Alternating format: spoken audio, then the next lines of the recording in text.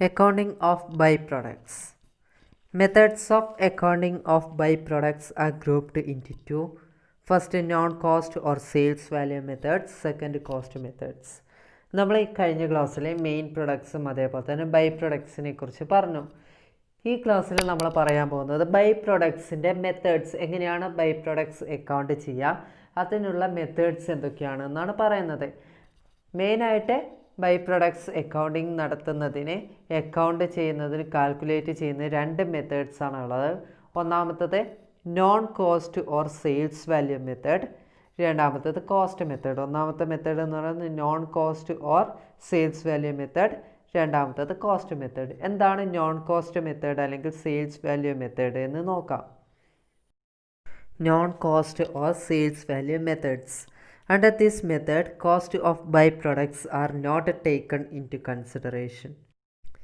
These methods are generally adopted when byproducts are of small value. Non cost അല്ലെങ്കിൽ sales value method എന്ന് പറയുന്ന ഈ മെത്തേഡിൽ cost by പ്രൊഡക്ട്സിൻ്റെ cost consider ചെയ്യില്ല. അവിടെ എന്തേ കൺസിഡർ ചെയ്യുള്ളൂ? സെയിൽസ് വാല്യൂ മാത്രമേ കൺസിഡർ ചെയ്യുള്ളൂ. അതായത് ബൈ പ്രൊഡക്ട്സ് അക്കൗണ്ട് ചെയ്യുമ്പോൾ, കാൽക്കുലേറ്റ് ചെയ്യുമ്പോൾ അവിടെ ബൈ പ്രൊഡക്ട്സിൻ്റെ കോസ്റ്റിനെ കൺസിഡർ ചെയ്യില്ല. നോൺ കോസ്റ്റ് മെത്തേഡ്സിൽ, സെയിൽസ് വാല്യൂ മെത്തേഡിൽ അവിടെ പകരം എന്താ ചെയ്യുക? അതിൻ്റെ നോൺ കോസ്റ്റാണ്, അതായത് കോസ്റ്റിനെ കൺസിഡർ ചെയ്യാതെ അതിൻ്റെ സെയിൽസ് വാല്യൂവിനെ മാത്രം കൺസിഡർ ചെയ്തുകൊണ്ടുള്ള മെത്തേഡാണ് ഇത് non cost or sales value method എന്ന് പറയുന്നത്. ഈ മെത്തേഡ് ജനറലി ആയിട്ട് സാധാരണ അഡോപ്റ്റ് ചെയ്യുന്നത് എന്ന് വെച്ചാൽ ബൈ പ്രൊഡക്ട്സിൻ്റെ വാല്യൂ സ്മോൾ ആകുന്ന കണ്ടീഷനിലാണ് ഈ മെത്തേഡ് അഡോപ്റ്റ് ചെയ്യുന്നത്. നോൺ കോസ്റ്റ് മെത്തേഡ് അല്ലെങ്കിൽ സെയിൽസ് വാല്യൂ മെത്തേഡ് അഡോപ്റ്റ് ചെയ്യുന്നത് സാധാരണയായിട്ട് ബൈ പ്രൊഡക്ട്സിൻ്റെ വാല്യൂ സ്മോൾ ആകുന്ന കണ്ടീഷനിലാണ്, സാഹചര്യങ്ങളിലാണ്. ഏതൊക്കെയാണ് സെയിൽസ് വാല്യൂ മെത്തേഡ്സ് എന്ന് നോക്കാം. ഒന്നാമത്തെ സെയിൽസ് വാല്യൂ മെത്തേഡ് എന്ന് പറയുന്നത് മിസലേനിയസ് ഇൻകം മെത്തേഡ്. എന്താണ് മിസലേനിയസ് ഇൻകം മെത്തേഡ് എന്ന് നോക്കാം. When the quantity of byproduct is relatively small or negligible, it will be treated as a scrap.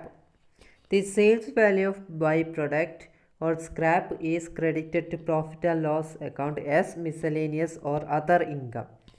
അതായത് ഒന്നാമത്തെ നോൺ കോസ്റ്റ് അല്ലെങ്കിൽ സെയിൽസ് വാല്യൂ മെത്തേഡാണ് ഇത് മിസലേനിയസ് ഇൻകം മെത്തേഡ് എന്ന് പറയുന്നത്.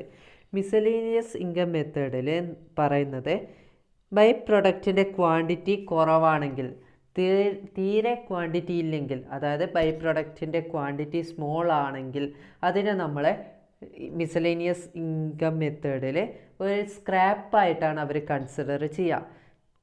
ബൈ പ്രൊഡക്റ്റിൻ്റെ ക്വാണ്ടിറ്റി ലോ ആണെങ്കിൽ, വെരി സ്മോൾ ആണെങ്കിൽ അത് ഒരു സ്ക്രാപ്പായിട്ടാണ് അവർ ട്രീറ്റ് ചെയ്യുക. അങ്ങനെ കിട്ടുന്ന സ്ക്രാപ്പ് വാല്യൂവിനെ അല്ലെങ്കിൽ ബൈ പ്രൊഡക്റ്റിൻ്റെ വാല്യൂവിനെ പ്രോഫിറ്റ് ആൻഡ് ലോസ് അക്കൗണ്ടിലെ മിസലേനിയസ് അല്ലെങ്കിൽ അതർ ഇൻകം എന്ന ഹെഡിൽ ക്രെഡിറ്റ് ചെയ്യുന്നത്. ഇങ്ങനെ കിട്ടുന്ന സ്ക്രാപ്പ് വാല്യൂവിനെ പ്രോഫിറ്റ് ആൻഡ് ലോസ് അക്കൗണ്ടിലെ മിസലേനിയസ് ഇൻകം അല്ലെങ്കിൽ അതർ ഇൻകം എന്ന ഹെഡിൽ ക്രെഡിറ്റ് ചെയ്യുന്നത്. അത്തരം മെത്തേഡാണ് ഇത് മിസലേനിയസ് ഇൻകം മെത്തേഡ് എന്ന് പറയുന്നത്. അതായത് ബൈ പ്രൊഡക്റ്റിൻ്റെ ക്വാണ്ടിറ്റി കുറവാകുന്ന കണ്ടീഷനിൽ, സ്മോൾ ആകുന്ന കണ്ടീഷനിൽ അതിന് സ്ക്രാപ്പായിട്ട് ട്രീറ്റ് ചെയ്യും. അങ്ങനെ ട്രീറ്റ് ചെയ്യുന്ന സ്ക്രാപ്പ് വാല്യൂവിനെ പ്രോഫിറ്റ് ആൻഡ് ലോസ് അക്കൗണ്ടിലെ മിസലേനിയസ് ഇൻകം അല്ലെങ്കിൽ അതർ ഇൻകം എന്ന ഹെഡിൽ ക്രെഡിറ്റ് ചെയ്യുന്നത്. ആ മെത്തേഡാണ് ഇത് മിസലേനിയസ് ഇൻകം മെത്തേഡ് എന്ന് പറയുന്നത്. Second, adding sales value of by product to the sales of main product. Under this method, sales value of by products are added or credited to the sales value of the main product. രണ്ടാമത്തെ മെത്തേഡാണ് എന്ത്? By പ്രൊഡക്റ്റിൻ്റെ sales value main പ്രൊഡക്റ്റിൻ്റെ sales വാല്യൂവിൻ്റെ കൂടെ add ചെയ്യുക അല്ലെങ്കിൽ credit ചെയ്യുക എന്ന് പറയുന്ന മെത്തേഡാണ് ഏത്? രണ്ടാമതായിട്ട് പറഞ്ഞിട്ടുള്ളത്. അതായത് രണ്ടാമതായിട്ട് പറഞ്ഞിട്ടുള്ള സെയിൽസ് വാല്യൂ മെത്തേഡ് എന്ന് വെച്ചാൽ ബൈ പ്രൊഡക്റ്റിൻ്റെ സെയിൽസ് വാല്യൂ മെയിൻ പ്രൊഡക്റ്റിൻ്റെ സെയിൽസ് വാല്യൂവിൻ്റെ കൂടെ ആഡ് ചെയ്യുക അല്ലെങ്കിൽ എന്ത് ചെയ്യുക? ക്രെഡിറ്റ് ചെയ്യുക എന്നുള്ള മെത്തേഡാണ് ഇത് രണ്ടാമതായിട്ട് പറഞ്ഞിട്ടുള്ളത്. Next, sales value of by product deducted from process cost. Under this method, the sales value of byproduct is deducted from the total cost or process cost. മൂന്നാമതായിട്ട് പറഞ്ഞിട്ടുള്ള മെത്തേഡ് എന്ന് വെച്ചാൽ ബൈ പ്രൊഡക്റ്റിൻ്റെ സെയിൽസ് വാല്യൂവിനെ ടോട്ടൽ കോസ്റ്റിൽ നിന്നും അല്ലെങ്കിൽ process കോസ്റ്റിൽ നിന്നും deduct ചെയ്യുന്ന മെത്തേഡാണ് മൂന്നാമത് പറഞ്ഞിട്ടുള്ളത്. അതായത് പ്രോസസ് കോസ്റ്റിൽ നിന്ന് അല്ലെങ്കിൽ ടോട്ടൽ കോസ്റ്റിൽ നിന്ന് ബൈ പ്രൊഡക്റ്റിന് ഉണ്ടായിട്ടുള്ള സെയിൽസ് വാല്യൂ ഡിഡക്റ്റ് ചെയ്യുന്ന മെത്തേഡാണ് മൂന്നാമതായിട്ട് പറഞ്ഞിട്ടുള്ളത്. Fourth method crediting sales value less selling and distribution expense. In this method, selling and distribution expense incurred on the sale of byproducts is deducted from the sales value of byproducts. The balance amount is credited to the process or main product account. നാലാമത്തെ method എന്ന് പറയുന്നത് ഈ മെത്തേഡിൽ by പ്രൊഡക്റ്റിൻ്റെ sale നടത്തുമ്പോൾ അവിടെ selling and distribution expense incurred ആയിട്ടുണ്ടെങ്കിൽ അത് by പ്രൊഡക്റ്റിൻ്റെ സെയിൽസ് വാല്യൂവിൽ നിന്നും ഡിഡക്റ്റ് ചെയ്യുന്നതായിരിക്കും. അതായത് ബൈ പ്രൊഡക്റ്റിൻ്റെ സെയിൽ നടക്കുമ്പോൾ അവിടെ selling and distribution expense incurred ആയിട്ടുണ്ടെങ്കിൽ അതിൻ്റെ ബൈ പ്രൊഡക്റ്റിൻ്റെ സെയിൽസ് വാല്യൂവിൽ നിന്നും ആ selling and distribution expense minus ചെയ്യുക, ഡിഡക്റ്റ് ചെയ്യുന്ന മെത്തേഡാണിത് ഈ നാലാമതായിട്ട് പറഞ്ഞിട്ടുള്ളത്. ആ ഡിഡക്റ്റ് ചെയ്തിട്ടും കിട്ടുന്ന ബാലൻസ് എമൗണ്ട് ഉണ്ടെങ്കിൽ അത് എവിടത്തേക്ക് മാറ്റും? പ്രോസസ് അക്കൗണ്ട്, മെയിൻ പ്രൊഡക്റ്റ് അക്കൗണ്ടിലേക്കോ അല്ലെങ്കിൽ പ്രോസസ് അക്കൗണ്ടിലേക്കോ ക്രെഡിറ്റ് ചെയ്യും. Fifth method crediting sales value less separate expenses. Under this method, the separate expense incurred after split of point and selling and distribution expense are deducted from the sales value of byproducts. Only the balance is credited to the process or main product account. അതായത് by പ്രൊഡക്റ്റിൻ്റെ selling and distribution എക്സ്പെൻസിന് പുറമേ, അതായത് separate എക്സ്പെൻസുകൾ ഉണ്ടാവാം. അതായത് selling and distribution എക്സ്പെൻസിന് പുറമെ by പ്രൊഡക്ട്സിൻ്റെ സെയിൽസിന് കുറേ എക്സ്പെൻസുകൾ ഉണ്ടാവും, separate എക്സ്പെൻസുകൾ ഉണ്ടാവും. അതായത് എക്സാമ്പിളായിട്ട് പറഞ്ഞിട്ടുള്ളത് സ്പ്ലിറ്റ് ഓഫ് പോയിൻറ്റിന് ശേഷം ഉണ്ടാകുന്ന എക്സ്പെൻസുകൾ. നമ്മൾ പറഞ്ഞിട്ടുണ്ട് സ്പ്ലിറ്റ് ഓഫ് പോയിൻ്റ് എന്ന് വെച്ചാൽ എന്താ, ഒരു പോയിൻ്റ് വരെ നമുക്ക് പ്രൊഡക്റ്റ് ഏത് പ്രൊഡക്റ്റാണെന്ന് ഐഡൻറ്റിഫൈ ചെയ്യാൻ പറ്റില്ല. ആ പോയിൻറ്റിന് ശേഷം മാത്രമേ നമുക്ക് എന്ത് ചെയ്യാൻ പറ്റുള്ളൂ, ഏത് പ്രൊഡക്റ്റാണ് എന്ന് നമുക്ക് ജോയിൻറ്റ് പ്രൊഡക്ട്സിൽ ഐഡൻറ്റിഫൈ ചെയ്യാൻ പറ്റുള്ളൂ. ആ സ്പ്ലിറ്റ് ഓഫ് പോയിൻറ്റിന് ശേഷം ഉണ്ടാകുന്ന എക്സ്പെൻസുകൾ ഉണ്ടാവും, സെപ്പറേറ്റ് എക്സ്പെൻസുകൾ ഉണ്ടാവും. അതേപോലെ തന്നെ സെല്ലിംഗ് ആൻഡ് ഡിസ്ട്രിബ്യൂഷൻ എക്സ്പെൻസുകളൊക്കെ ഉണ്ടാവും. അത്തരം സെപ്പറേറ്റ് എക്സ്പെൻസുകളെ സെയിൽസ് വാല്യൂ ബൈ പ്രൊഡക്റ്റിൻ്റെ സെയിൽസ് വാല്യൂവിൽ നിന്നും ഡിഡക്റ്റ് ചെയ്യുന്നതായിരിക്കും. അത്തരത്തിലുള്ള മെത്തേഡാണ് അഞ്ചാമതായിട്ട് പറഞ്ഞിട്ടുള്ളത്. അങ്ങനെ ഡിഡക്റ്റ് ചെയ്തിട്ടുള്ള ബാലൻസ് എമൗണ്ട് ഉണ്ടെങ്കിൽ ആ ബാലൻസ് എവിടത്തേക്ക് ക്രെഡിറ്റ് ചെയ്യും? പ്രോസസ് അക്കൗണ്ടിലേക്കോ അല്ലെങ്കിൽ മെയിൻ പ്രൊഡക്റ്റ് അക്കൗണ്ടിലേക്കോ ക്രെഡിറ്റ് ചെയ്യും. നെക്സ്റ്റ് രണ്ടാമത്തെ ടൈപ്പ് ഓഫ് ബൈ പ്രൊഡക്റ്റ് മെത്തേഡാണ് ഇത് കോസ്റ്റ് മെത്തേഡ്സ്. കോസ്റ്റ് മെത്തേഡിൽ വരുന്ന ഒന്നാമത്തെ ടൈപ്പ് ഓഫ് മെത്തേഡാണ് opportunity cost method or replacement cost method. Under this method the purchase price or replacement cost is credited to the process generating by product. Purchase പ്രൈസോ അല്ലെങ്കിൽ replacement കോസ്റ്റോ ഉണ്ടെങ്കിൽ അതെന്ത് ചെയ്യാം? പ്രോസസ് അക്കൗണ്ടിൽ ബൈ പ്രൊഡക്റ്റിൻ്റെ പ്രോസസ് അക്കൗണ്ടിൽ ക്രെഡിറ്റ് ചെയ്യുകയാണ് ചെയ്യുന്നത്. അത്തരം മെത്തേഡാണ് ഇത് ഓപ്പർച്യൂണിറ്റി കോസ്റ്റ് മെത്തേഡ് എന്ന് പറയുന്നത്. അതായത് പർച്ചേസ് പ്രൈസോ റീപ്ലേസ്മെൻറ്റ് കോസ്റ്റോ ഉണ്ടെങ്കിൽ അത് ബൈ പ്രൊഡക്റ്റിൻ്റെ പ്രോസസ് കോസ്റ്റിങ്ങിൽ പ്രോസസ് അക്കൗണ്ടിൽ അതെന്ത് ചെയ്യും? ക്രെഡിറ്റ് ചെയ്യും. ആ മെത്തേഡാണ് opportunity cost method or replacement cost method എന്ന് പറയുന്നത്. Next, standard cost method. Under this method, a standard cost is set for each byproduct and a process account is credited with this standard cost. അതായത് ഓരോ by പ്രൊഡക്റ്റിനും ഓരോ standard cost set ചെയ്യുന്ന മെത്തേഡാണ് ഇത് standard cost method എന്ന് പറയുന്നത്. ഓരോ by പ്രൊഡക്റ്റിനും എന്ത് ചെയ്യാണ്? സ്റ്റാൻഡേർഡ് കോസ്റ്റ് സെറ്റ് ചെയ്യും. അതേപോലെ തന്നെ ആ സ്റ്റാൻഡേർഡ് കോസ്റ്റിന് എന്ത് ചെയ്യും? പ്രോസസ് അക്കൗണ്ടിൽ ക്രെഡിറ്റ് ചെയ്യുകയും ചെയ്യും. ആ മെത്തേഡാണ് സ്റ്റാൻഡേർഡ് കോസ്റ്റ് മെത്തേഡ് എന്ന് പറയുന്നത്. ഓരോ ബൈ പ്രൊഡക്റ്റിനും അതിൻ്റേതായിട്ടുള്ള ഒരു സ്റ്റാൻഡേർഡ് കോസ്റ്റ് ഫിക്സ് ചെയ്യും. ആ സ്റ്റാൻഡേർഡ് കോസ്റ്റ് എന്ത് ചെയ്യും? പ്രോസസ് അക്കൗണ്ടിൽ ക്രെഡിറ്റ് ചെയ്യും. അടുത്തതായിട്ട് ഒരു ക്വസ്റ്റ്യൻ നോക്കാം. In manufacturing the main product A company process the resulting waste material into two byproducts B1 and B2.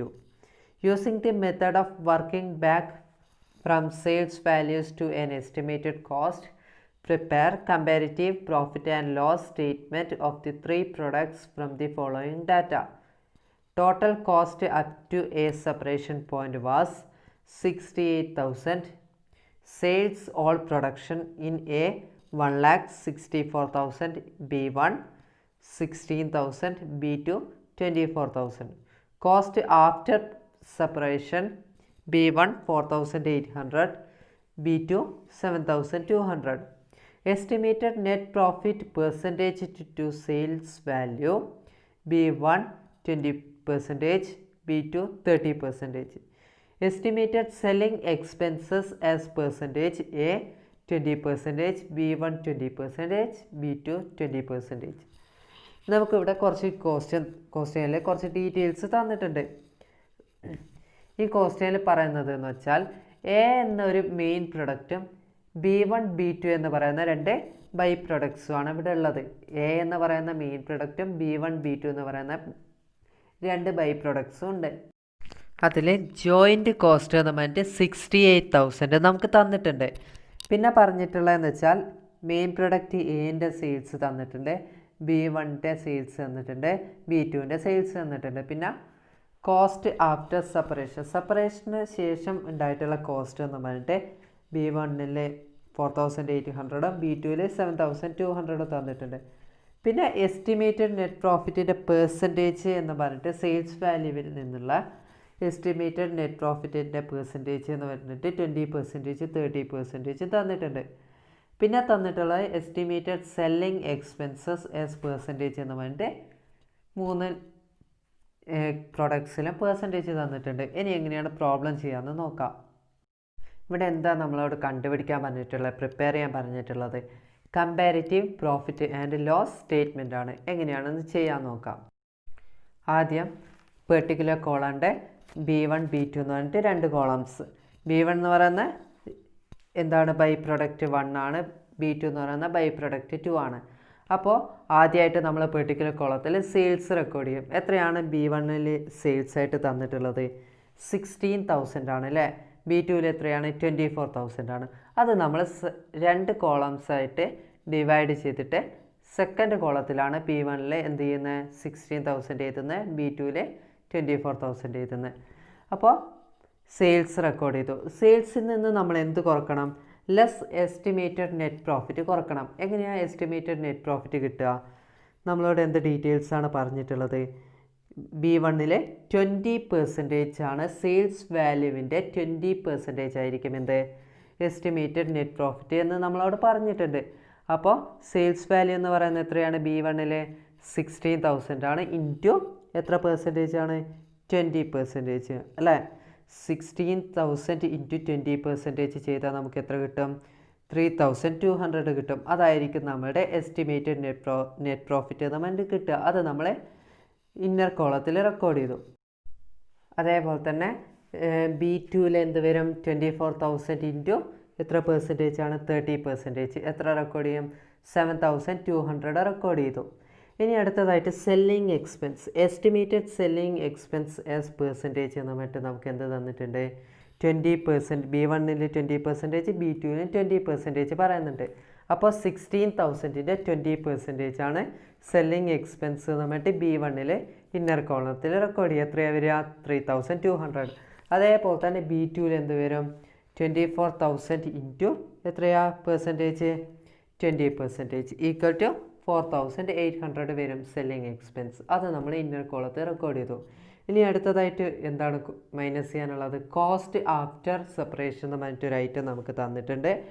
B1ൽ 4,800 തന്നിട്ടുണ്ട്, B2ൽ എത്രയാണ് തന്നിട്ടുള്ളത്? 7,200 തന്നിട്ടുണ്ട്. അപ്പോൾ നമുക്ക് ലെസ് ചെയ്യാനുള്ള ഐറ്റംസൊക്കെ കഴിഞ്ഞു. അപ്പോൾ നമ്മൾ എന്ത് ചെയ്യുക? B1ൽ ഇന്നർ കോളത്തിലുള്ള എമൗണ്ട്സൊക്കെ ആഡ് ചെയ്യുക. അതായത് 3,200 പ്ലസ് 3,200 പ്ലസ് 4,800 ടോട്ടൽ ചെയ്താൽ എത്ര കിട്ടും? 11,200 കിട്ടും. പിന്നെ B2ൽ എത്ര കിട്ടും? 7,200 പ്ലസ് 4,800 പ്ലസ് 7,200 ഈക്വൽ ടു 19,200 കിട്ടും. അപ്പോൾ B1 16,000 നിന്നും 11,200 കുറക്കുക. മൈനസ് ചെയ്താൽ എത്ര കിട്ടും? 4,800 ആണ് B1 ജോയിൻറ്റ് കോസ്റ്റ് ആയിട്ട് കിട്ടുന്നത്. B2 എങ്ങനെയാണ്? 24,000 മൈനസ് 19,200 ഈക്വൽ ടു 4,800 തന്നെയാണ് B2 ജോയിൻറ്റ് കോസ്റ്റ് ആയിട്ട് കിട്ടുന്നത്. അപ്പോൾ നമുക്ക് എന്ത് കിട്ടി? B1 B2 ജോയിൻറ്റ് കോസ്റ്റ് കിട്ടി. ഇനി നമ്മൾ എന്ത് ചെയ്യണം? മെയിൻ പ്രൊഡക്റ്റിൻ്റെ ജോയിൻറ്റ് കോസ്റ്റ് കാണണം. മെയിൻ പ്രൊഡക്റ്റിലെ ജോയിൻറ്റ് കോസ്റ്റ് എത്രയാണെന്ന് കാണണം. Joint cost of main product A equal to total joint cost minus share in joint cost of B1 plus share in joint cost of B2. അതായത് total joint കോസ്റ്റിൽ നിന്നും B1 ഉണ്ടായിട്ടുള്ള joint കോസ്റ്റിൻ്റെ share plus B2 ഉണ്ടായിട്ടുള്ള joint കോസ്റ്റിൻ്റെ share. Total joint cost എന്ന് പറഞ്ഞിട്ട് നമുക്ക് എത്ര തന്നിട്ടുണ്ട്? കോസ്റ്റിൽ 68,000 തന്നിട്ടുണ്ട്. 68,000 മൈനസ് B1 ജോയിൻറ്റ് കോസ്റ്റ് എത്രയാണ്? 4,800 ആണ് അല്ലേ? B2 എത്രയാണ്? 4,800 ആണ്. അപ്പോൾ 68,000 മൈനസ് 4,800 മൈനസ് 4,800 എത്ര കിട്ടുക?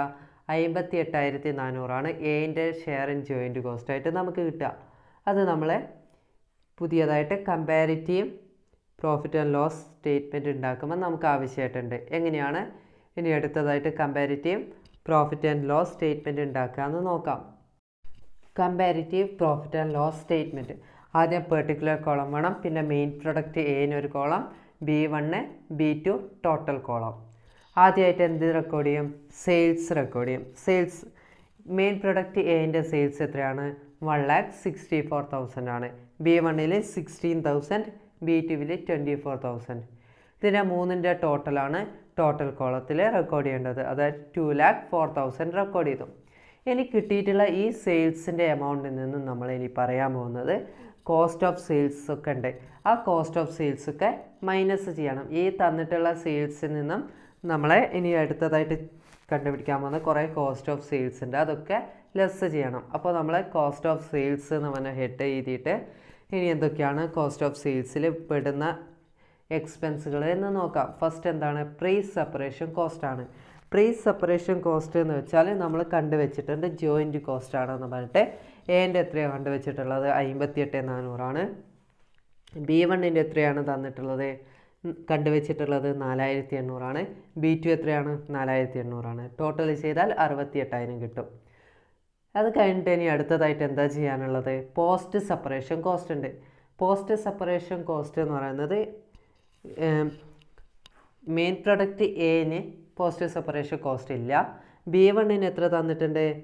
4,800 തന്നിട്ടുണ്ട്. B2 7,200 തന്നിട്ടുണ്ട്. ടോട്ടല് 12,000 ഉണ്ട്. അപ്പോൾ നമ്മൾ എന്ത് ചെയ്യണം? അടുത്തതായിട്ട് പ്രീ സെപ്പറേഷൻ കോസ്റ്റും പോസ്റ്റ് സെപ്പറേഷൻ കോസ്റ്റും കൂടി ആഡ് ചെയ്തിട്ട് നമ്മൾ അടുത്ത താഴെയായിട്ട് എന്ത് എഴുതും? കോസ്റ്റ് ഓഫ് പ്രൊഡക്ഷൻ എന്ന് എഴുതും. മെയിൻ പ്രൊഡക്റ്റ് എയിൽ 58,400 നില്ലേ ടോട്ടല് 58,400 ആയിരിക്കും കോസ്റ്റ് ഓഫ് പ്രൊഡക്ഷനായിട്ട് റെക്കോർഡ് ചെയ്യുക. പിന്നെ B1 4,800 plus 4,800 9,600. B2 4,800 plus 7,200 12,000. Total കോളത്തിൽ 68,000 plus 12,000 equal to 80,000. Cost of production 58,400 9,600 12,000 80,000 കിട്ടി. ഇനി അടുത്തതായിട്ട് ആ കോസ്റ്റ് ഓഫ് പ്രൊഡക്ഷനിൽ നിന്നും നമ്മൾ എന്ത് ചെയ്യണം? സെല്ലിംഗ് എക്സ്പെൻസ് ആഡ് ചെയ്യണം. സെല്ലിംഗ് എക്സ്പെൻസ് എന്ന് പറഞ്ഞിട്ട് നമുക്ക് എത്രയാണ് തന്നിട്ടുള്ളത്? മെയിൻ പ്രൊഡക്റ്റിൽ 20% തരുന്നുണ്ട്. B1 20%, B2 20%. അപ്പോൾ നമ്മൾ 1,64,000 20% കണ്ടാൽ നമുക്ക് കിട്ടുന്ന എമൗണ്ടാണ് 32,800. അതായിരിക്കും മെയിൻ പ്രൊഡക്റ്റ് എയിലെ സെല്ലിംഗ് എക്സ്പെൻസ്. അതേപോലെ തന്നെ B1 എത്ര കിട്ടും? 3,200 കിട്ടും. B2 4,800 കിട്ടും. ആ കിട്ടിയിട്ടുള്ള കോസ്റ്റ് ഓഫ് പ്രൊഡക്ഷനും സെല്ലിംഗ് എക്സ്പെൻസ് തമ്മിൽ ആഡ് ചെയ്യും. അതായത് 58,400 പ്ലസ് 32,800 ഈക്വൽ ടു 91,200. അപ്പോൾ മെയിൻ പ്രൊഡക്റ്റ് എയിൽ 91,200 കിട്ടും. B1 9,600 പ്ലസ് 3,200 12,800 കിട്ടും. B2 12,000 പ്ലസ് 4,800 16,800 കിട്ടും. ടോട്ടൽ കോളത്തിൽ 80,000 പ്ലസ് 40,800, 1,20,800 കിട്ടും. ഈ എമൗണ്ടിനെ നമ്മൾ എന്ത് പറയും? കോസ്റ്റ് ഓഫ് സെയിൽസ് എന്ന് പറയും. കോസ്റ്റ് ഓഫ് പ്രൊഡക്ഷൻ്റെ കൂടെ സെല്ലിംഗ് എക്സ്പെൻസ് ആഡ് ചെയ്തിട്ട് കിട്ടുന്ന എമൗണ്ടിനെയാണ് നമ്മൾ എന്ത് പറയുക?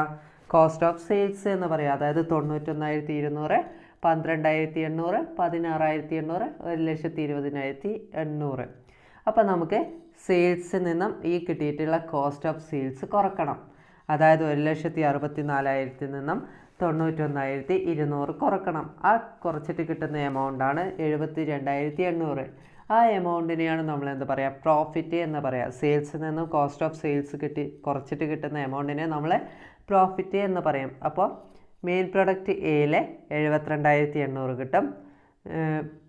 B1-ലെ 16,000 മൈനസ് 12,800 ഈക്വൽ ടു 3,200 കിട്ടും. B2-ലെ 24,000 മൈനസ് 16,800 ഈക്വൽ ടു 7,200 കിട്ടും. ടോട്ടൽ കോളത്തിൽ 2,04,000 2,04,000 മൈനസ് 1,20,800 ടോട്ടൽ എത്ര കിട്ടും?